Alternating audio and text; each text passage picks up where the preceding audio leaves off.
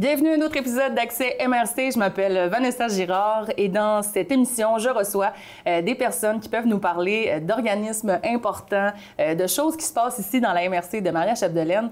Et aujourd'hui, j'ai avec moi Michel Lemieux. Bonjour Michel. Bonjour. Du Carrefour Jeunesse Emploi des Bleuets. Tu es coordonnateur là-bas. En plein ça, puis merci de l'invitation. Bien, ça fait plaisir. Le CGA, dont on entend beaucoup parler quand même dans les dernières années, on voit que vous êtes dynamique, vous êtes actif dans notre milieu. Donc, je me suis dit, pourquoi pas en parler davantage dans Accès MRC. Fait que tout d'abord, peut-être, explique-nous en gros, c'est quoi ça, le CGA des Bleuets? Bien, le CGA des Bleuets, puis les Carrefours Jeunesse Emploi en général, c'est un service d'aide pour tout ce qui touche l'employabilité. Autant la recherche d'emploi, autant les questionnements professionnels, autant des projets pour des personnes qui ont plus de difficultés à intégrer le marché du travail ou des gens qui ont juste besoin d'un petit coup de pouce ou d'un réajustement ou besoin de pratiquer une entrevue parce qu'il y a quelque chose de précis qui vise. Donc, c'est très large pour une clientèle de 16-35 ans. Ça, c'est nos services de base. Puis nous, le CGA des Bleuets, bien, c'est 3 points de service. Un à Dolbeau-Mistassini, un à Saint-Félicien et un à Roberval. Parce qu'on est une entité, on est une grande équipe. On est éparpillés sur un grand territoire. Hein. Nous, c'est un enjeu. On a un grand territoire, mais on n'est qu'une seule équipe. Dans le fond, de travail, même s'il y a des gens qui sont plus attitrés à certains points de service, on travaille tous ensemble et en collaboration pour certains projets. Donc ça, c'est nos services de base, mais on a aussi, nous, ce qui nous différencie de beaucoup de Carrefour Jeunesse Emploi, c'est qu'on n'a pas des services jusqu'à 35 ans. Okay. À 36 ans et plus, on offre de l'aide à la recherche d'emploi aussi. Okay. Oui, c'est vraiment une particularité que c'est pas tous les Carrefours Jeunesse Emploi qui font ça. Donc, nous, il n'y a pas de limite d'âge pour venir nous voir. Quelqu'un qui a besoin de s'asseoir à travailler ses outils de recherche d'emploi, qui a besoin d'informations, qui va aller travailler à l'extérieur, mais là, il ne sait pas par où prendre ça, où chercher, qui a besoin, il veut retourner aux études, puis là, il se questionne ou il ne sait pas où aller chercher la formation. Bien, nous, il n'y a pas de limite d'âge. Donc, ça, c'est très intéressant. Fait que c'est un service que... C'est pour ça qu'on dit maintenant des fois plus CGA que Carrefour Jeunesse Emploi, parce que le mot jeunesse résonnait fort, mais puis c'est correct parce que c'est vraiment nos créneaux, mais on dessert toute la population. Bien, on peut être encore jeune, passer 35 ans. On est toujours jeune. Mais qu'est-ce qui vous a poussé à prendre cette décision-là de continuer le service? Ça, c'est une décision que vous avez prise ensemble, les trois entités? Ça fait longtemps. Ça fait longtemps que le Carrefour Jeunesse Emploi dessert la clientèle parce qu'il y a quand même des besoins, puis il y avait des services offerts. Si ça ne serait pas au Carrefour Jeunesse Emploi, bien, ça aurait pu être quelqu'un d'autre, mais depuis des années, c'est quelque chose qu'on fait. Il y a aussi d'autres organismes qui travaillent certains aspects de l'employabilité avec des clientèles très précises.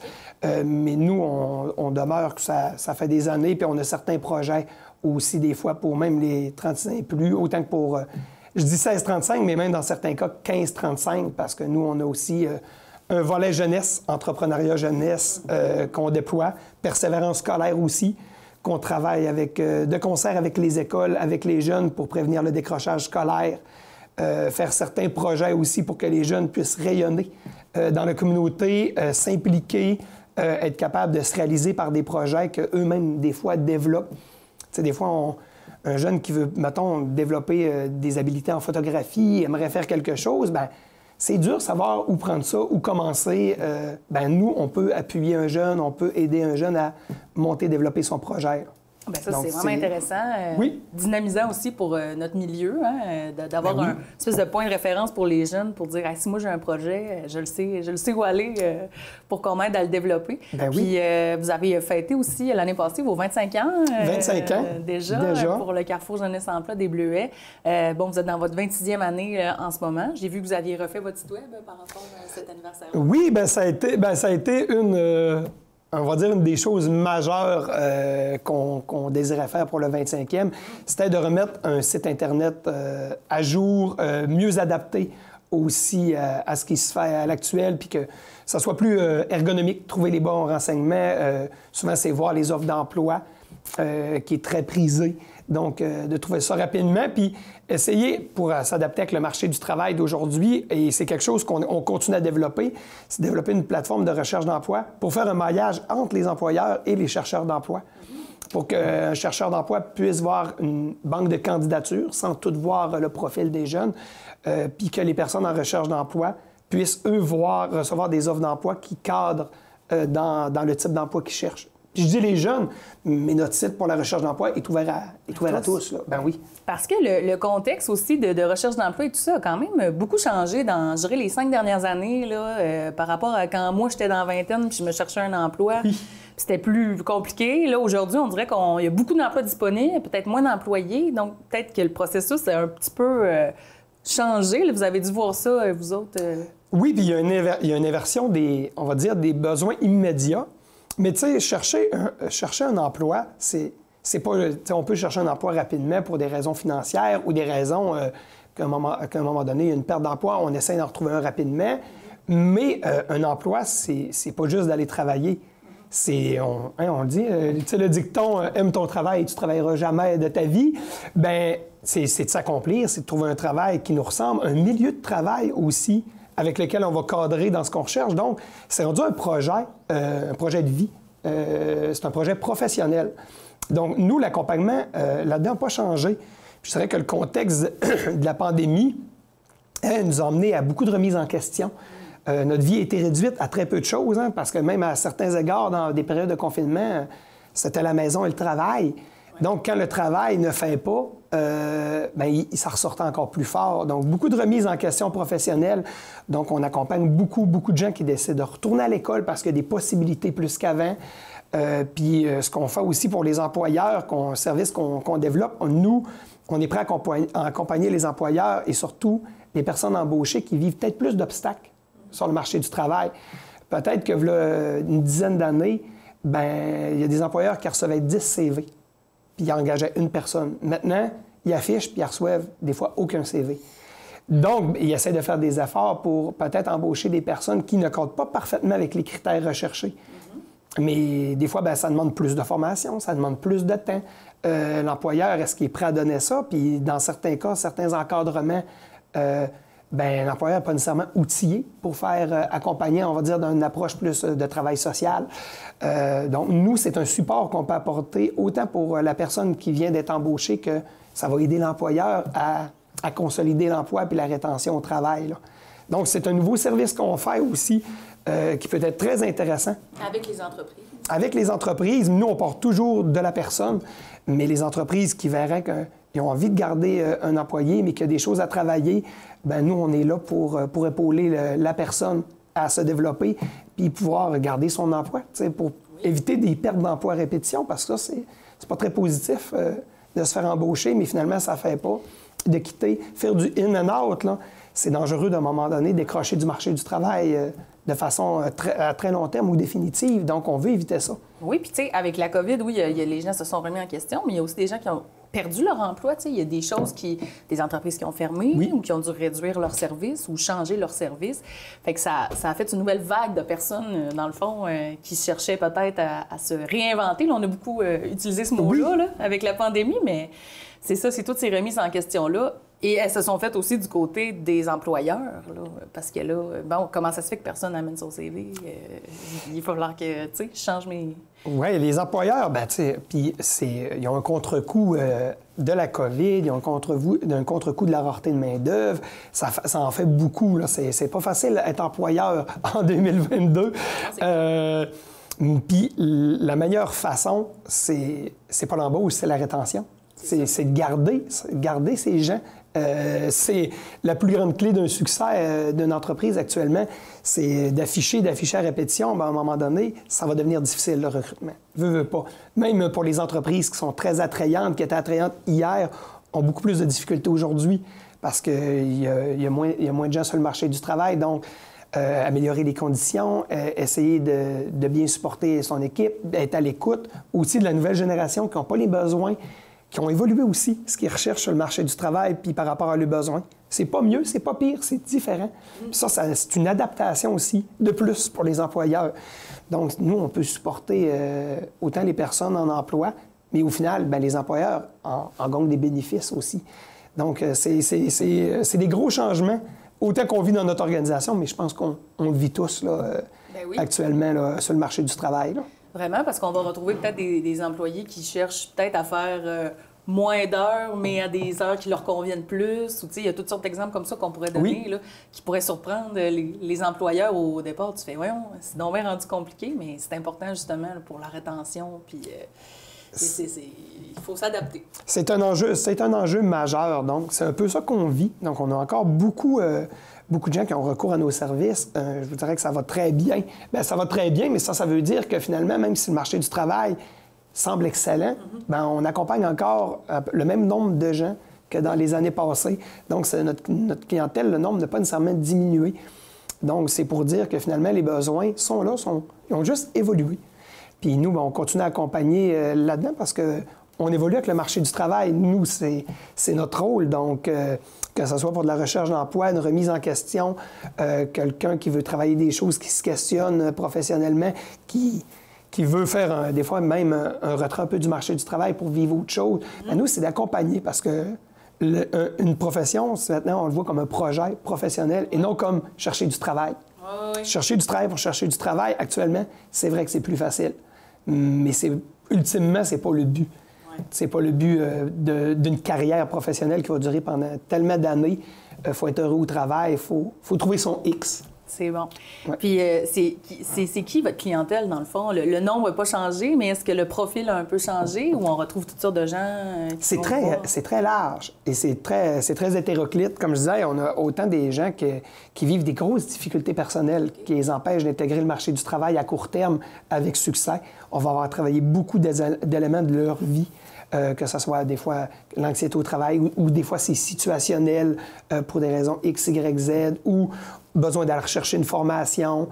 Puis parfois, bien, il y a des gens, c'est un petit coup de pouce. Ils ont besoin de... C'est qu'ils ne savent pas par où chercher. Des fois, on dit les sites de recherche d'emploi, mais il y en a tellement. Tu cherches où? Comment tu affiches sur Facebook? Il y en a qui...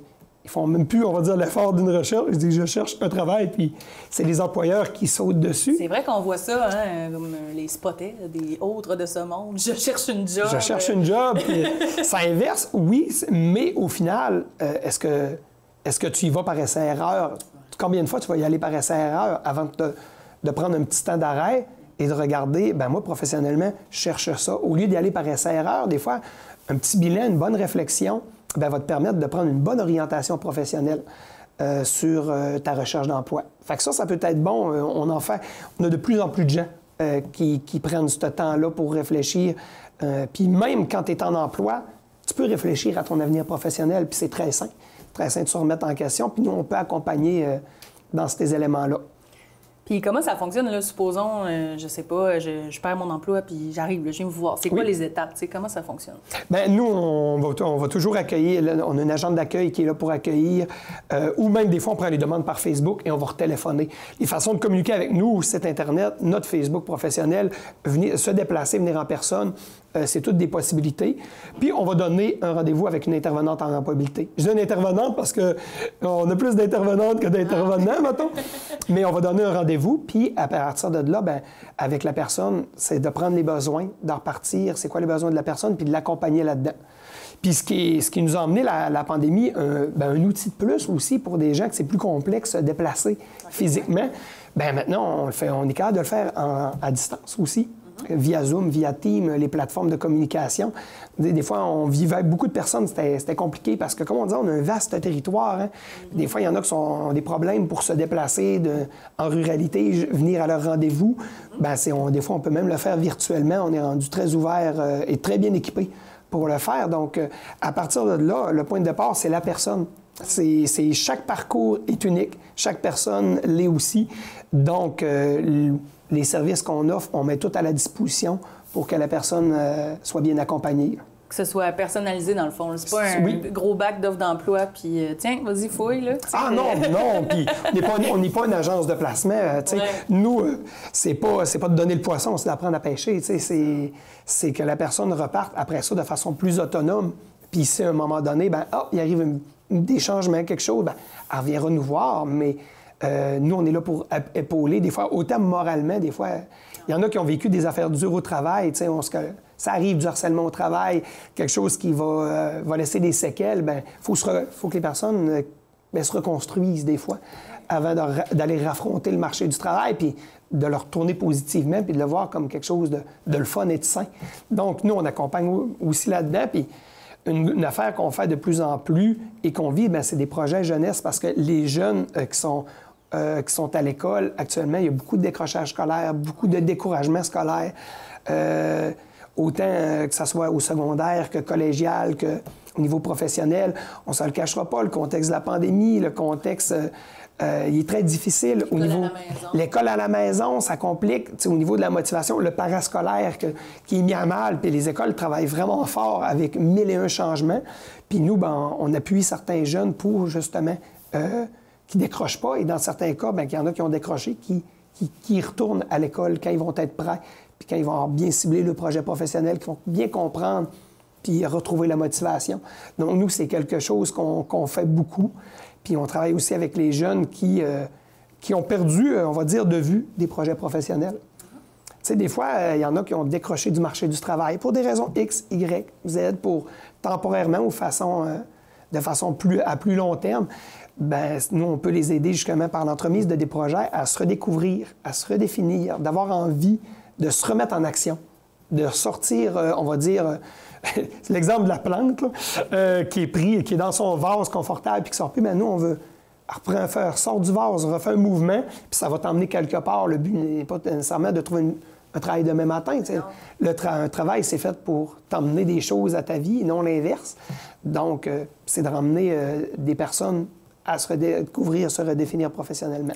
Bien, c'est une belle philosophie, je trouve, parce qu'effectivement, c'est au-delà de juste travailler. Aujourd'hui, de nos jours, en fait, le travail prend beaucoup de place dans notre vie et c'est important de se sentir bien dans son travail. Puis une fois que la personne s'est un peu centrée sur ce qu'elle désire, tout ça, j'imagine qu'il y a des services d'aide pour, par exemple, faire le CV, se préparer une entrevue.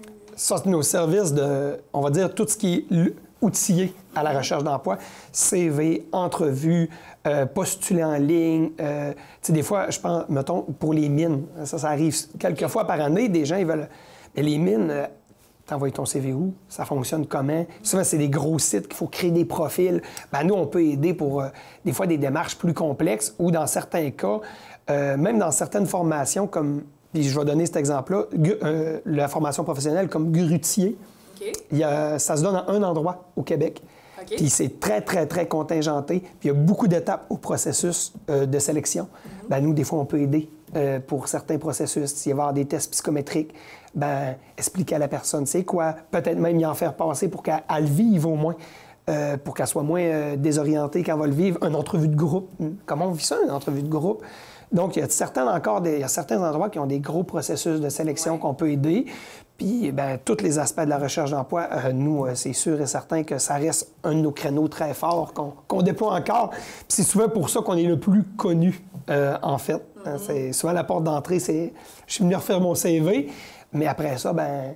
On voit là, les autres services. Il y a d'autres services, puis on chemine dans peut-être autre chose aussi, là.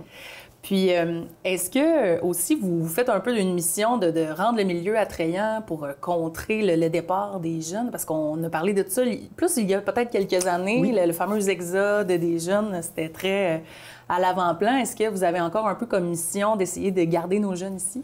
Bien, garder nos jeunes ici, il y a aussi Porte ouverte sur le lac, qui, eux autres, ils travaillent beaucoup de notre milieu avec l'extérieur pour favoriser le retour en région. Nous, on va travailler beaucoup avec les jeunes aussi pour découvrir le milieu, rendre le milieu dynamique, s'impliquer par nos projets de bénévolat, de volontariat. Nos projets de volontariat, je vais donner un exemple. On avait fait une année, une année, ça fait pas si longtemps, un échange avec une autre région du Québec où des jeunes sont venus ici. Nos jeunes sont allés dans l'autre région. Et le but, c'était de faire une vidéo promotionnelle pour la valorisation du territoire. Okay. Prendre un regard extérieur pour valoriser le territoire. Puis après ça, les jeunes revenaient, puis ils découvraient les vidéos de l'autre équipe. Puis il y avait comme une fierté de redécouvrir son territoire, un sentiment d'appartenance qui était fort. Donc, c'est le genre de projet qu'on fait. Ou un autre projet qu'on va probablement... On a fait une cohorte il n'y a pas si longtemps, avant Noël, puis on va en faire une encore cette année, en 2022. C'était en partenariat avec le CMR. On a fait un camp jeunesse entrepreneurial. C'était des jeunes je peux me tromper dans les âges, mais à peu près ça allait de 14 à 17 ans qui vivaient une fin de semaine en entrepreneuriat. Okay. Il y a des entrepreneurs du milieu venaient les rencontrer, parler de leur profession. Il y avait des exercices à faire pour découvrir c'est quoi un entrepreneur, pour justement montrer que c'est possible dans le milieu. Il y a Parallèle 49, par exemple, qui sont venus présenter qu'est-ce qu'ils font, c'est quoi leur histoire entrepreneuriale. Puis les jeunes, ils ont découvert ça, puis ça donne la piqûre, ça donne envie de montrer que c'est possible dans notre milieu. Donc, c'est tous des projets qu'on fait, il y en a plusieurs, pour développer ce sentiment-là que les jeunes. On en fait aussi avec les écoles, dans des projets que les jeunes vont faire des projets d'implication pour redonner à les écoles ou à la communauté. Il y a des jeunes qui ont fait, par exemple, pour une cause, ils avaient fait des bombes de bain. Puis on parle de des jeunes de deuxième cycle du secondaire, qui ont fait ça, qui ont vendu leur item pour finalement redonner l'argent à une bonne cause. Nous, on les a appuyés là-dedans, on les a épaulés. Donc, c'est le genre de projet qu'on fait aussi au Carrefour Jeunesse Emploi.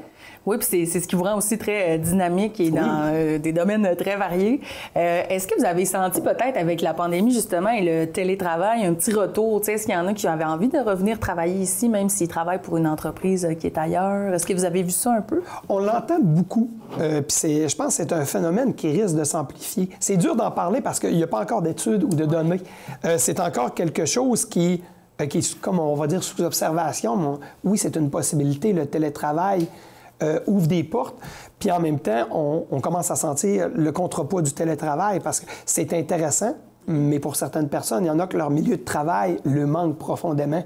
La dynamique d'une équipe, la dynamique d'un sentiment d'appartenance. Donc, c'est des dualités que présentement, on va voir l'impact que ça va avoir, mais c'est à observer. Puis il y en a... tendance. Oui, il y en a qui vont faire ce choix-là et ça éteint aussi le recrutement pour certains types de postes. Ça éteint les possibilités de recrutement parce que dans certains emplois, quelqu'un peut le faire d'Albanel et de travailler à Toronto, au final. Donc, ça ouvre des possibilités, mais je crois qu'on est encore au premier pas de où ça va nous mener tout ça. C'était déjà quelque chose qu'on observait pour l'avenir. Je pense que la COVID-19, ça a été c'est un accélérateur. C'est un accélérateur qui nous oblige à changer, à vivre un processus de changement, mais on observe ça, oui. Et là, bien sûr, on en sent encore les effets de la COVID-19. On est encore dedans. On ne le sait pas pour combien de temps, mais c'est quoi vos projets là, pour 2022 au CJE? Bien, nos projets pour 2022, on est en train, comme on disait, on travaille des projets en volontariat. On est en période de développement. Pour les jeunes, on a aussi notre blog qu'on veut développer, que les jeunes écrivent. C'est les jeunes qui écrivent, parlent de leur réalité. On veut l'ouvrir, on veut les épauler pour qu'ils puissent l'alimenter.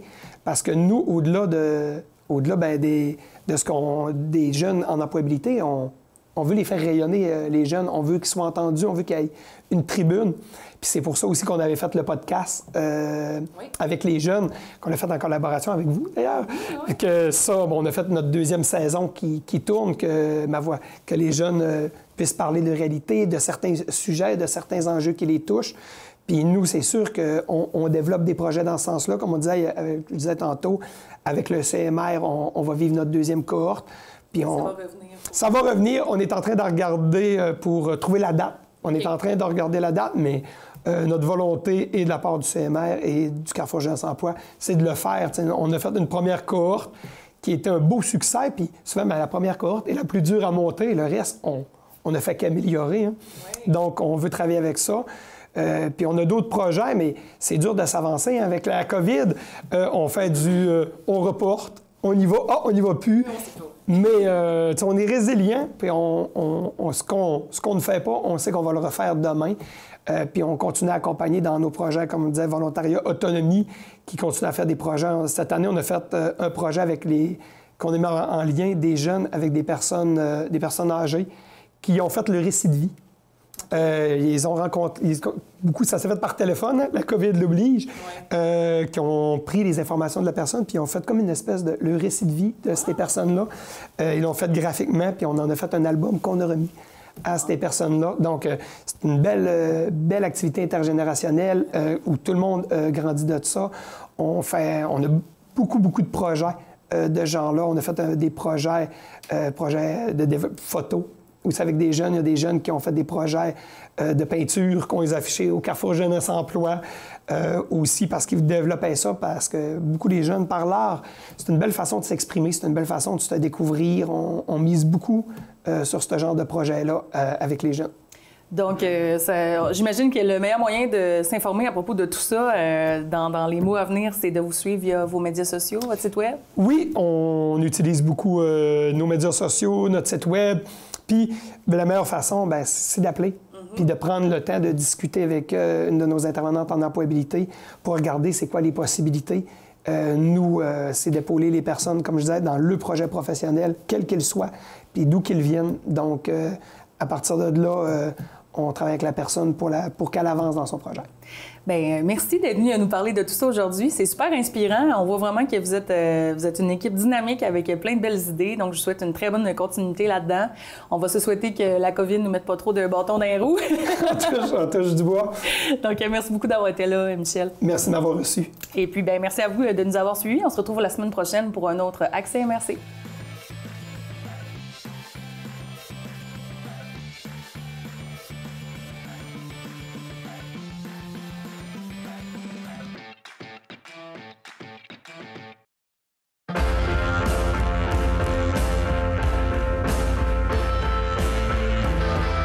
Trouver ton emploi peut comporter son lot de défis. Pour t'aider à identifier tes forces, faire valoir ton expérience, ta sagesse, ton potentiel. Nous sommes là.